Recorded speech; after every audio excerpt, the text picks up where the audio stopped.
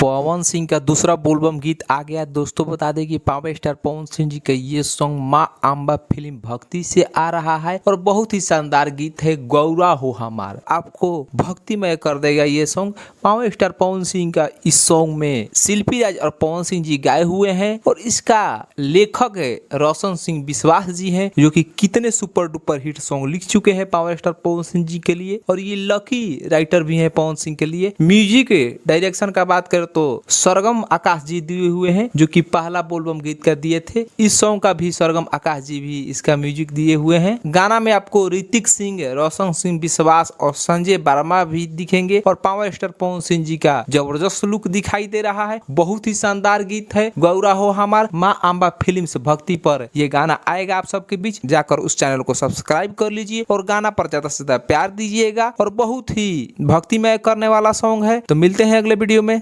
धन्यवाद।